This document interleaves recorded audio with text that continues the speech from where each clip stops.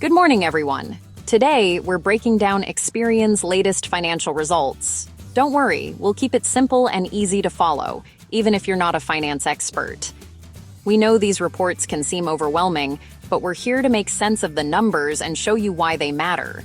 Experian is a global credit reporting giant, helping banks make lending decisions and people understand their credit scores. But their reach goes far beyond just credit scores. They're a key player in the world of financial data, analytics, and risk management. They just released their third-quarter earnings, giving us a snapshot of their business and a pulse check on the wider economy. These reports are closely watched by investors, analysts, and even competitors because they reveal trends that can impact the entire financial sector. When I hear Experian, I think of my credit score. Is that their main business, or do they do more behind the scenes? That's a big part, but they also offer services to businesses, B2B, and directly to consumers, B2C. For businesses, they provide data and analytics to help with everything from fraud prevention to marketing. For consumers, they offer tools to monitor and improve credit health. This report breaks down how each part of their global operation is doing, and these results can move their stock price.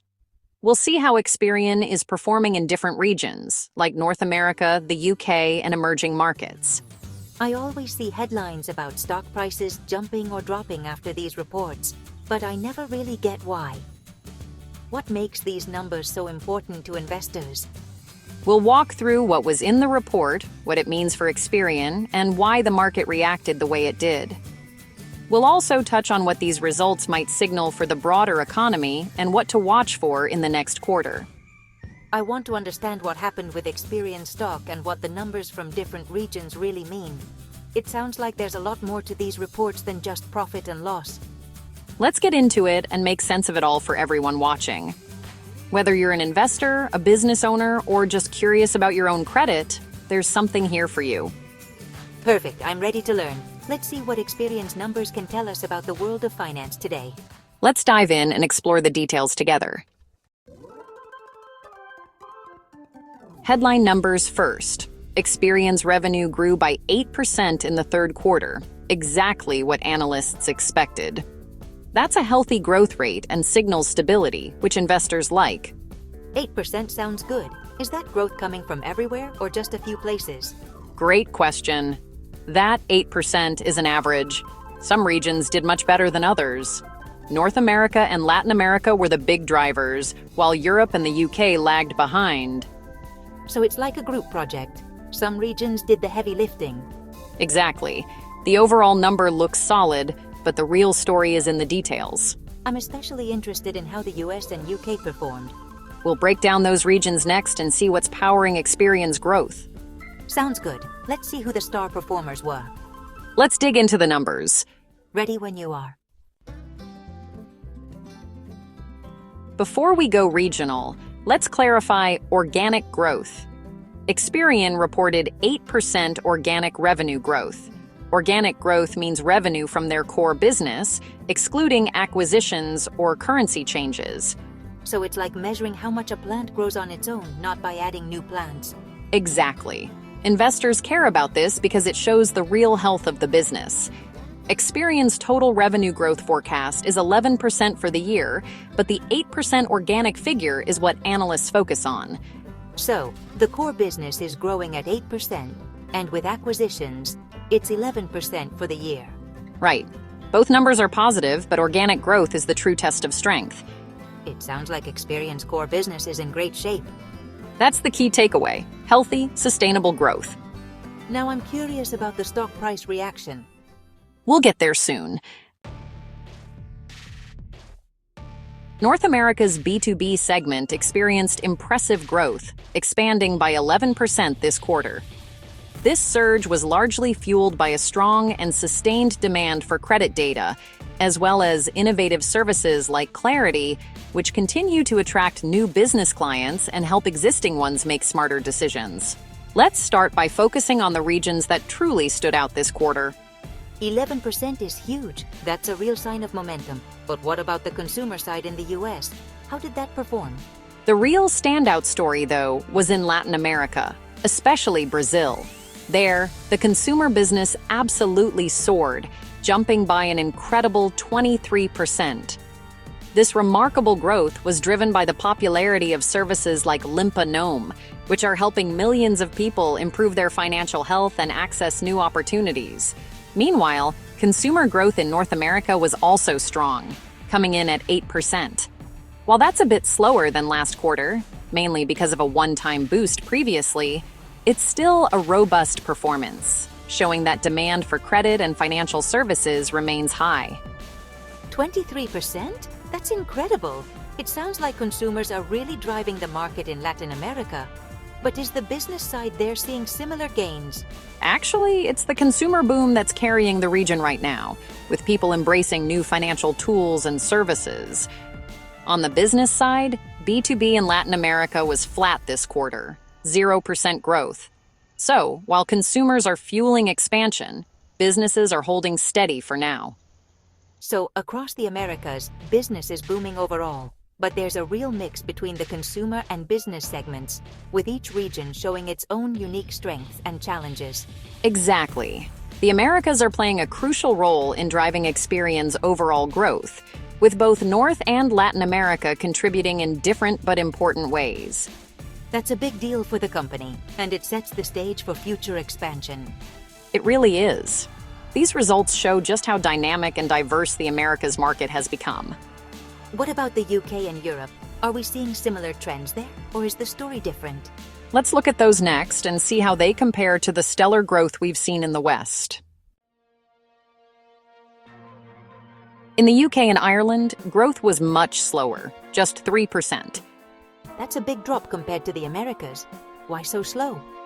The EMEA, APAC region, Europe, Middle East, Africa, and Asia Pacific also grew by just 3%.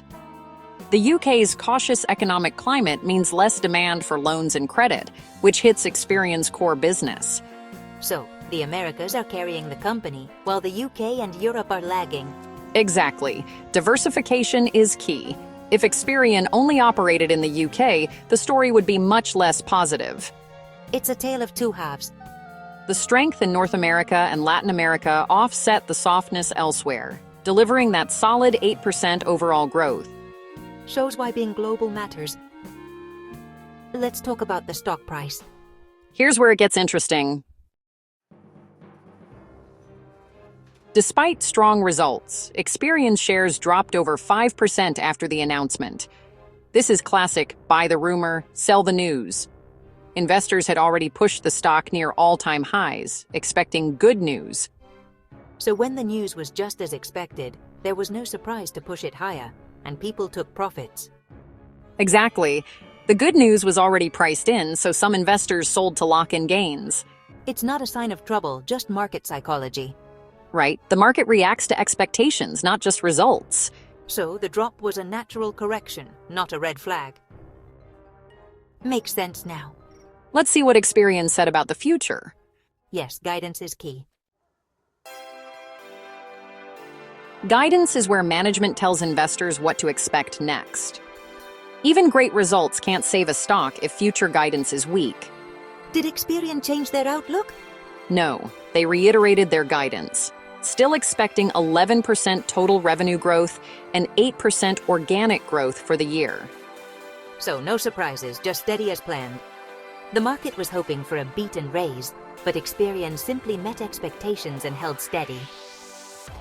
That explains the muted reaction. It's all about expectations. The market wanted more, but steady is still good. Let's hear what the experts think. Analysts called the results reassuring, not spectacular, but solid and stable. So no panic, just steady confidence. Some areas, like Latin American B2B and Europe, are soft due to economic pressures, but the company's main divisions are strong. Right, they noted the strength in North and Latin America balanced out weaker regions. So analysts see Experian as resilient, even with some challenges. Exactly. The company's global reach helps cushion regional slowdowns. Headlines can be misleading. Context matters. Absolutely. The drop in stock price is more about expectations than company health. That's reassuring for investors. It is. What's next for Experian? To sum up, Experian delivered a solid quarter, hitting growth targets thanks to strong performance in the Americas. This achievement highlights the company's ability to adapt and thrive, even in a challenging global environment. Their focus on innovation and customer solutions continues to pay off, driving both revenue and market confidence. Their global footprint is a big advantage, offsetting weaker regions. By leveraging strengths in different markets, Experian can balance out volatility and seize new opportunities as they arise. And the stock drop was just profit-taking, not a sign of trouble. Investors often react quickly to earnings, but the fundamentals remain intact, and there's no indication of deeper issues. Exactly. The fundamentals are strong, and management is confident in their outlook.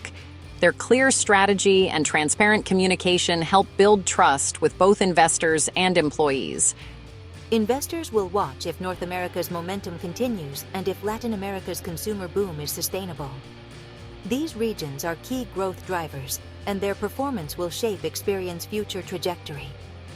Plus, any improvement in the UK, Europe, or Latin American B2B will be key. Growth in these areas could provide an extra boost and diversify revenue streams even further. The next big update comes with their full-year results, which will set the tone for the next fiscal year. Everyone will be watching for guidance and any signals about future priorities.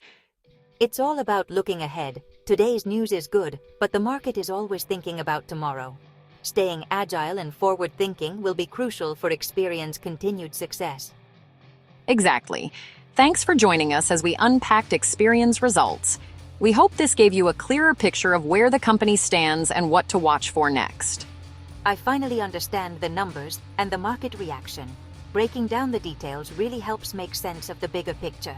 It's all about expectations, performance, and the story behind the numbers.